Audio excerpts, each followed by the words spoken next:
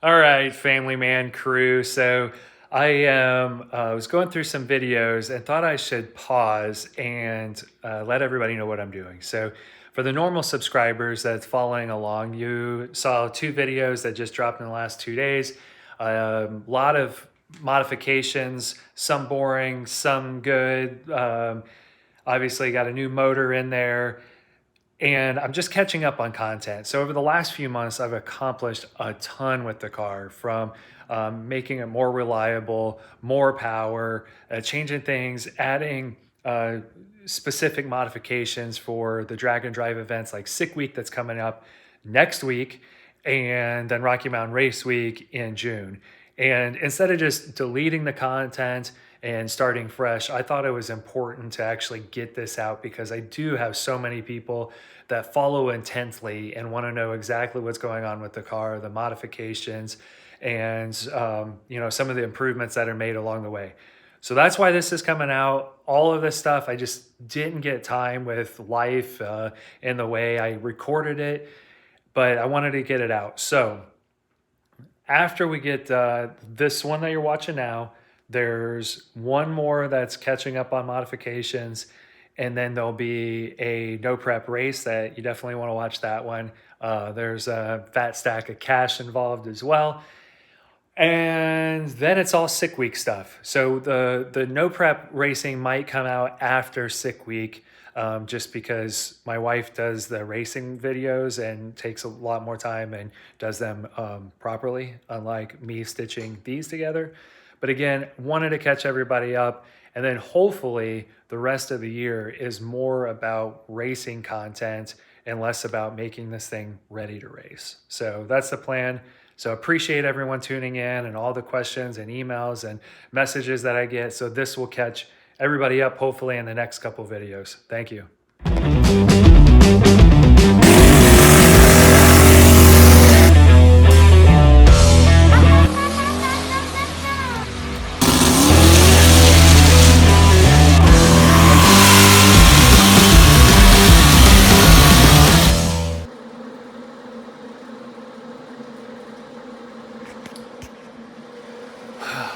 Well, I guess you could say things are getting serious again. Car's been doing well, just been cruising around and looking at races on what I want to do. And Ethan, diesel 4-wheel drive guy, is a bad influence. So we're looking at doing some no prep races that we have, or I say no prep races that we really have no business being in because our stuff's too heavy and doesn't make enough power. So Force Performance is getting me, got some 78, 75s coming. Excuse the mess. To replace the 72, 75s.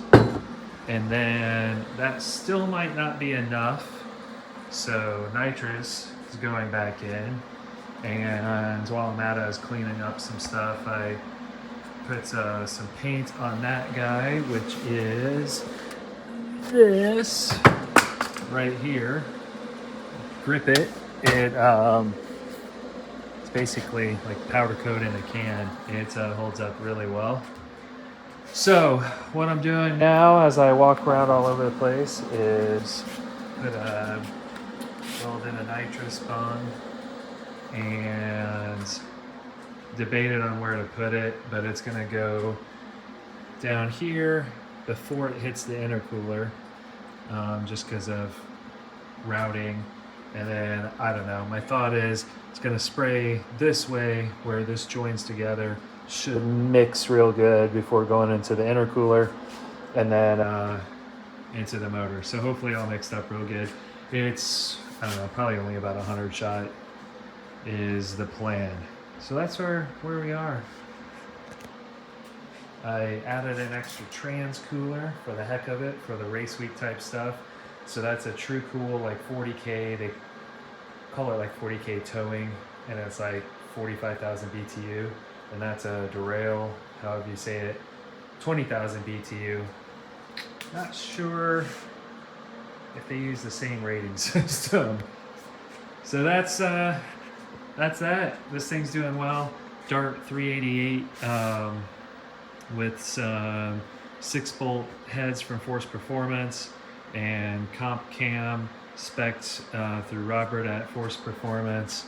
Obviously, I already mentioned the turbos, Fuel Tech ECU, and that's the basics. Just some stock coils, some Bosch 210 injectors, and some boost. All right, not too shabby. My black nozzle turned purple, but that happens. Not too bad. It's gonna have, the coupler comes way over this, so wasn't too concerned about any of that. And it's gonna be, well, in the car, it'll be flip that way. So then taped up this guy. The gloss, like right there, that'll tone down once it dries. All right, back from another road trip. It's dead dark out. And more car parts. So that is a 410 front diff out of a Chevy Colorado. And then I think I showed already. If not, it's a 411 rear. It's a aluminum case, strange 9-inch that I got used with a spool. And then I'm going to take out of the back of there, which is a limited slip stock iron case 370 gear out. And supposedly these don't hold a ton of power, but I'm splitting the power halfway, so hopefully good to go. And it is a lot lighter. That's like, I think I weighed it, it was like 56 pounds, 55 pounds. And the one in it right now, the case itself is like 15 pounds heavier. And then because of the limited slip versus spool, heavier. I'll weigh it, but I'm guessing it's probably 80, 85 pounds versus 55. So good stuff. Unfortunately, to get that out, wherever it is, right there, it's going to be fun. I got to take a bunch of stuff out from underneath there. So that will be my Christmas vacation. But now I'm going to get that diff back out of the back of my car and go to bed. Oh, and then when I get that done, then this needs fixed. So it's nice not having to change head gaskets. This is to recap why I'm doing this. So right now the front diff is a 373 gear, the rear is 370. So it's a little bit of an offset, not a lot. But I do feel some binding when I got the front axle locked in 4-wheel drive. So what I've been trying to do is offset with taller tires. So that's slightly taller than that. Not a lot. That seems to do the trick, but limits my tire choices. So the plan now with matching it and the front diff slightly, it's not much, but slightly taller to get the front to pull. I can still put taller tires on the front, that's fine. The last thing you want to do is to have taller on the back and pushing the front. But now opens up my tire choices a little bit, and that's the plan. So get this done. Probably going to sick week. I'm signed up. Not good classes for me. It's just an 850 index because I have an 850 cage, no 1/8 mile. And then this gearing, I won't even make it through the 1/4 mile. So I'll make it about 1,000 feet and then have to coast the rest to try to guess an 850. But it'd be nice to get out of Indiana weather in February, which will be nice and cold up here and 70, 80 degrees down in Florida. So probably going to do that. And then there's some no prep races that we want to do as well. Again, also south. Tomorrow, yes, tomorrow, the twin FP 7875s come. So that'll be good. Got everything ready to put those in. And I think that's it. So I'll check in, and after we get some of this work done, and you guys can skip the boring stuff, and maybe I do a launch out in the front of my house. I lied, I'm back. Package came. Oh yeah. Some Amazon special Underglows. So, it's like a four strip kit. One across the front, two down the side, one in the back. So, used to have Underglows back in the day on one of my cars, but they were neon and they always broke and they were expensive. Now everything's cheap AF, and you can get these with an app, like a phone app. But if I am in the car, I don't want to deal with getting my phone out. So you can change everything from here: brightness, modes, color, etc. So the idea is not just to look cool; it's actually to light up the car. I didn't have any like under lights set up for my car at the last snow prep, and my wife was really struggling with lining the car up in the groove. So she said lights would help, and you see that on a lot of cars. I just don't have any on mine. So a lot of guys have stuff on the back, so you can see the back as well as everything's going on in suspension. I figured, why not just light up the whole car? So that's what we're doing. May not work, it may work, I don't know. But this was whopping $25. So that's what we're gonna try. And I'll let you know. Test. You.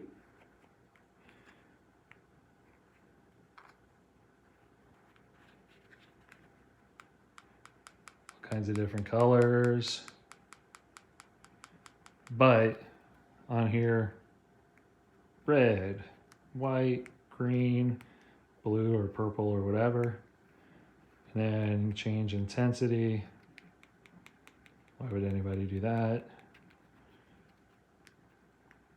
Not bad. I think it's showing up brighter on the video than what it is, because that's just blinding on the video, but it's not that bright. Cool. And then I like the red. I dig it because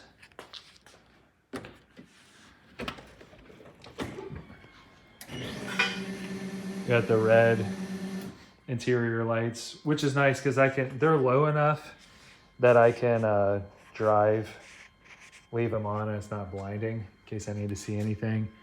And then this has a nighttime mode. Fuel tech. Cool. All right, more miscellaneous stuff. Jammed an oil cooler in there. I need to trim just a little bit right there. Ignore that. This is for more water cooling.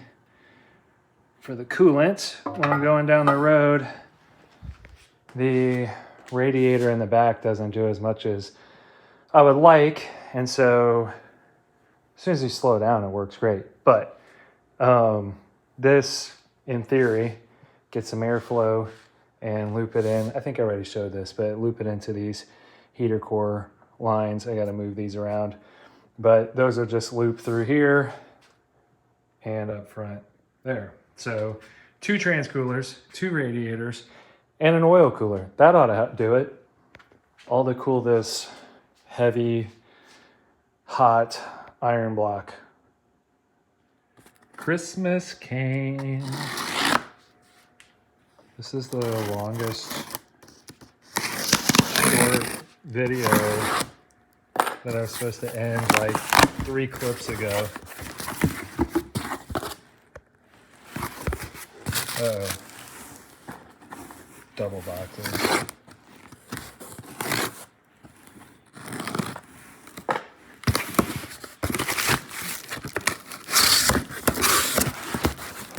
Well, let's see if I can do this one-handed.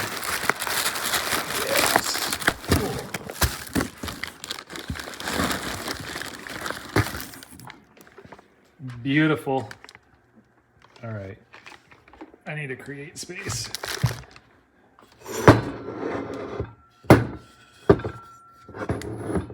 $72. $78. Nice.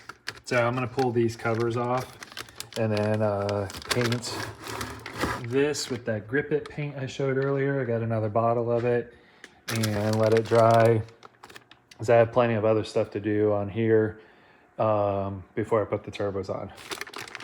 But killer. So what do you do with turbos as soon as you get them? Tear them apart. Looking good. That sheen will go away a bit once it dries. I didn't even need the new can. That stuff covers super well. So we'll see how it looks. I may need another coat, but I don't know. It's already got a couple.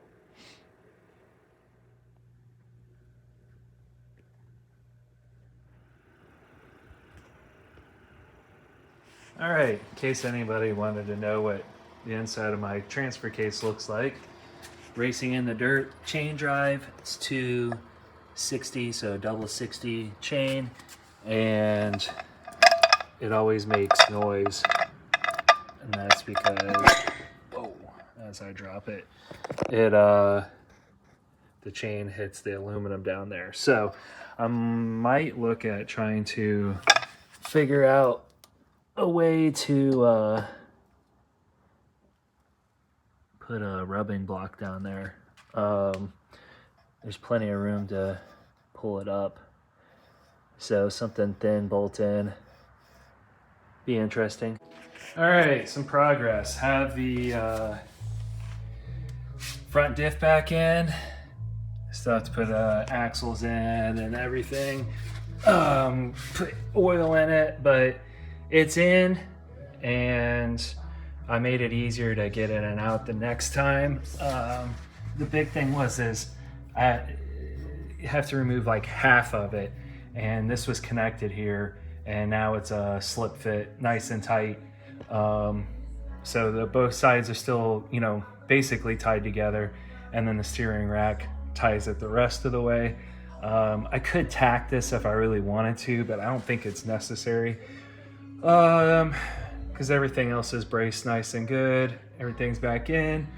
Also spoke to the owner of the Racing in the Dirt transfer case company and sent him some pictures of the chain and everything. He said, just send it. My setup is overkill anyway, and it's a double 60 chain. They make one with double 50, but that double 60 takes up more space in here. So it's just rubbing on here. And yeah, he said send it. So I resealed it, put it back together. This was always leaking a little bit, but now that I've taken it all apart, it's super simple, and I may just drain the fluid every now and then. I don't know if I showed this earlier, but the fluid is pretty silvery. Again, they said no big deal. That's about it. That's gonna dry. I'll put that back on the car, and in the meantime, gonna put the axles in, fill the front diff up, and rock and roll. More progress. Turbos in, intercooler, transfer cases in. Still need to do the rear diff, and that's about it. But in order to do that, you gotta take wheels off, brakes off, axles out, so that I can pull the diff out. Need to make a bracket to hold that water radiator cooler, even though it's for oil, to mount it up here. And That's about it. It looks pretty awesome though. Keep rolling. Oil cooler radiator mounted. Just some L bracket crap that I made and welded together. Nothing too fancy. And just need to finish looping the lines. I may have to go buy some more hose. So just a push lock deal, 5/8 inch dash 10 AN.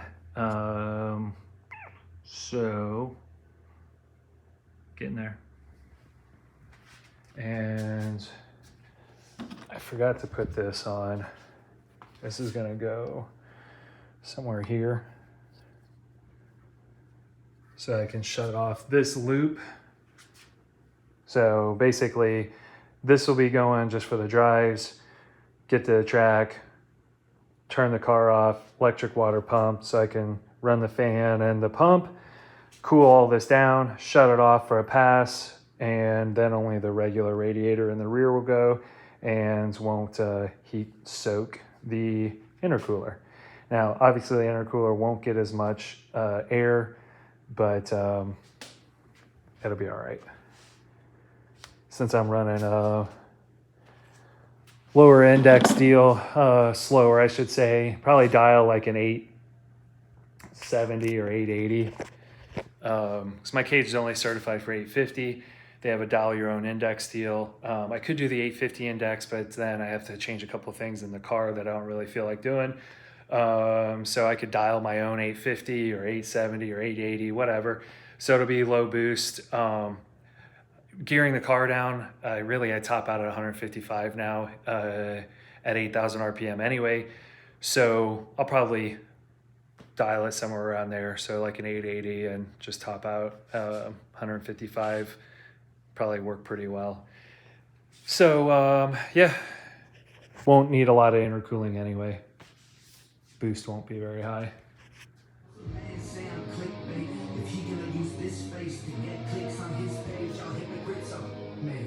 I have to get a reaction video.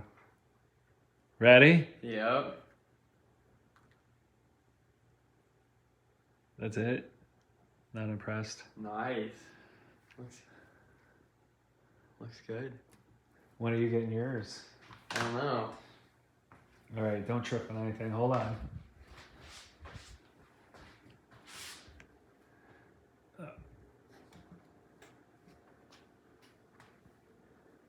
That looks cool. Oh, that's what I was trying to do. See, we got the interior lights. Looks mean.